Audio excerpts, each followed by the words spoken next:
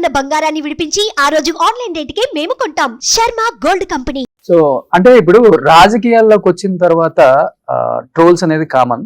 But 151 మంది ఎమ్మెల్యేలు ఉంటే ఎస్పెషల్లీ వై రోజా అనే దానికి సమాధానం ఏం చెప్తారు ఇప్పటికైనా? మీరు చెప్పాలి, నన్ను అడిగితే నేను ఎలా చెప్తాను. ట్రోలర్స్ కి మీకు ఒక అన్యోన్య సంబంధం ఉంది. కాయలున్న చెట్టుకి రాళ్ల దెబ్బలు అని పెద్దలు చెప్పారు. సో ఎప్పుడు కూడా ఒక పవర్ఫుల్ పర్సనాలిటీని టచ్ చేసినప్పుడే దానికి ఒక టిఆర్పి ఉంటుంది, లేదా దానికి ఒక వాల్యూ ఉంటుంది. ఈరోజు మీరు నిజాల కన్నా యూట్యూబ్లో వచ్చే గ్యాసిప్స్కి, ట్యాగ్ లైన్లకి, ఈ రీల్స్కే ఎక్కువ క్రేజ్ ఉంటుంది, వైరల్ అవుతుంటాయి చూసారా. అంటే నెగటివ్ మెంటాలిటీ పెరుగుతూ ఉంది జనాల్లో. సో పాజిటివ్ని రిసీవ్ చేసుకునే దానికన్నా నెగటివ్ని చాలా ఫాస్ట్గా రిసీవ్ చేసుకుంటారు. అది ఒక ప్రాబ్లం. అండ్ నేను చాలా గట్టిగా నిలబడి వాయిస్ ఇస్తాను కాబట్టి ఇంకా నన్ను ఏ రకంగా వాళ్ళు నన్ను డ్యామేజ్ చేయలేక ఈ విధంగా డ్యామేజ్. అంటే నోరు మంచిదైతే ఊరు మంచిదైద్ది అంటారు. మిగతా చాలా మంది ఎమ్మెల్యేలు ఉన్నారు, ఆడవాళ్ళు అక్కడ విడుదల రజనీ కావచ్చు, రకరకాల వాళ్ళు ఉన్నారు. ఇంకా వాళ్ళు వినిపించినంత గొంతుక వైసీపీ పార్టీ కోసం కావచ్చు, జగన్మోహన్ రెడ్డి గారి గురించి కావచ్చు, వాళ్ళకన్నా అంటే చెప్తే మీకు ఇంకా తక్కువ శాఖలు అని చెప్పుకోవచ్చు. మీరే ఎందుకు అంత ఆయన శత్రువుల్ని మీ శత్రువులుగా భావించి దూషిస్తారనేది ఒక వాదన బయట. ఇక్కడ శాఖ మా పోస్ట్ ఏంటి అని కాదు, ఆ పోస్ట్ కి మన వల్ల వన్నె తెచ్చుకోవాలి. సో నాకేమి మినిస్ట్రీ ఇచ్చారని కాదు, నేను వెళ్ళినప్పుడు స్టేట్ వైడ్ గా నాకు ఇచ్చే మర్యాద మీరే కల్లారా చాలా సార్లు చూసింటారు. ఒక్క ఆంధ్రప్రదేశే కాదు, తెలంగాణకు వచ్చినా, తమిళనాడుకు వచ్చినా, లేదా కర్ణాటక వెళ్ళినా, ఎక్కడికి పోయినా నాకు ఇదే మర్యాద ఉంటుంది. ఎంతో ప్రేమగా నన్ను చూస్తారు. ఒక ఆంధ్రప్రదేశ్లో వెంజన్స్ పాలిటిక్స్ వచ్చాయి కాబట్టి ఈరోజు మిగతా వాళ్ళని ఏం మాట్లాడకుండా నన్ను మాట్లాడుతున్నారు. ఎందుకంటే లాస్ట్ 5 years లో చెప్పుకోవచ్చా మీరు చెప్పిన వెంజన్ పాలిటిక్స్? లేదు, లాస్ట్ 5 years లో చాలా చేంజ్ కనిపించింది. ఎక్కడా లేదు. లాస్ట్ కాదు, 2014 నుంచి స్టార్ట్ అయింది, 14 to 19. మీరు చూస్తే ఆ 2014 to 19 రూల్స్ కి విరుద్ధంగా 1 year సస్పెండ్ చేయటం, అది కూడా కాల్ మనీ సెక్స్ ర్యాకెట్ లో ఆడవాళ్ళ జీవితాలు వ్యభిచార కూపంలోకి వెళ్తుంటే దాన్ని అడిగినందుకు సస్పెండ్ చేశారు. ఆ విజువల్స్ మీరు చూస్తే మీకు అర్థమవుతుంది. అంటే నిజాన్ని నిర్భయంగా, ధైర్యంగా, గట్టిగా అడుగుతున్నాము. ఇది 10 మంది వింటున్నారు. ఇప్పుడు ఒక ఆర్టిస్ట్ చెప్పినప్పుడు వింటారు, నమ్ముతారు. సో ఈ అమ్మాయి చెప్పిందంటే దాంట్లో నిజం ఉంటుందని నమ్ముతారు కాబట్టి నా మీద కోపం.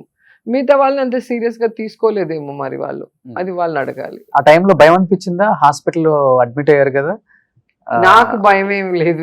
పిల్లలు ఏమైపోతారు భయం అనేది ఉంటే నేను అసలు ఇంత గట్టిగా ఉండను కదా. నేను ఈ రోజే కాదు, చంద్రబాబు నాయుడు పార్టీలో ఉన్నప్పుడు కూడా మీరు చూడండి, కేసీఆర్ గారి మీద గొడవ పెట్టుకున్నా. ఎందుకంటే ఒక ప్రెస్ క్లబ్ లో లిక్కర్ మీద డిస్కషన్ జరుగుతా ఉన్నది.